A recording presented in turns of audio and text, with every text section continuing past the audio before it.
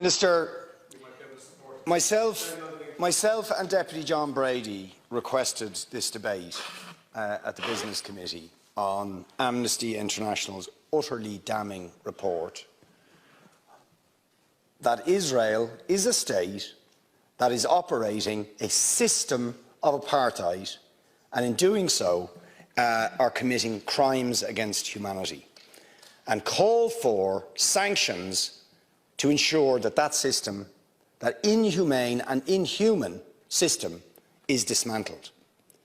Now, we called for this debate prior to the barbaric invasion of Ukraine by Vladimir Putin. And all of us have rightly condemned the crimes against humanity that are being committed by Vladimir Putin in Ukraine. And the government has moved instantly, within 5 days, to sanction Putin's regime and take urgent action.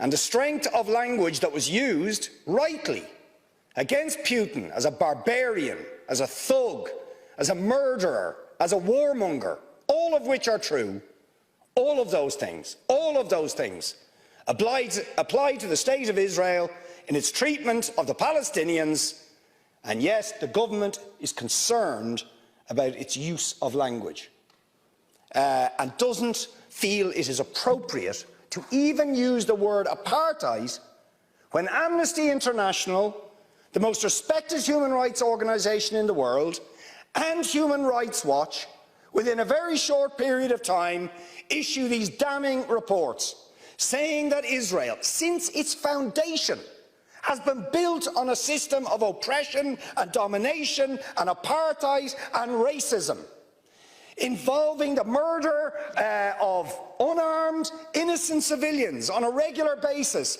arbitrary detention and imprisonment, land annexations, the displacement of people, the denial of basic fundamental rights to 6 million Palestinians who are displaced outside Israel and the occupied territories, to the right to the return to their homes, to the illegal blockade of Gaza, which has left, as they say in the report, Gaza in a permanent state of humanitarian crisis, denying people access to food, to water, and treating the Arab population as a whole, the Palestinian population as a whole, as an inferior race.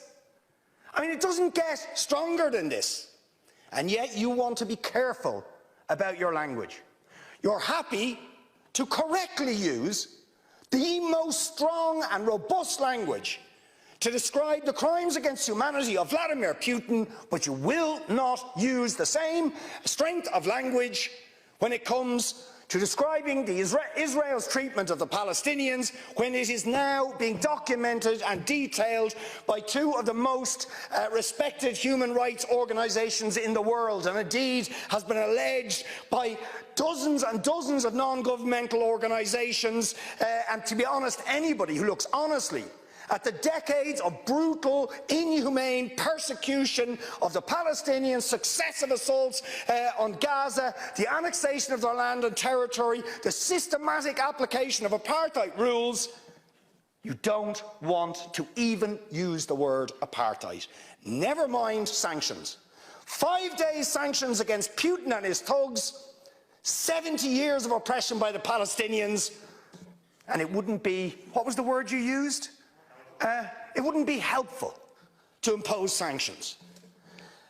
Amnesty International are calling for Israel to be referred to the International Criminal Court for crimes against humanity. Will you support it? They are calling for targeted sanctions against Israeli officials who are perpetuating the system of apartheid, just exactly the same types of sanctions you've just initiated against Vladimir Putin. Will you support it? And I think the answer is clearly you're not going to. And then we ask the question, why? Why? Now, you see, if you're going to have moral standards, those standards have to be consistent. Otherwise, they are not standards at all. They are just cynicism. And of course, we all know the reason that the standards are not consistent is because to call out the apartheid state of Israel would be to run foul of the concerns of certain states that are now presenting themselves as defenders of democracy and so on, such as the United States, the UK, Germany and other powers, whose relationship with Israel, supporting it and backing it, means that the European Union's moral credentials are bankrupted.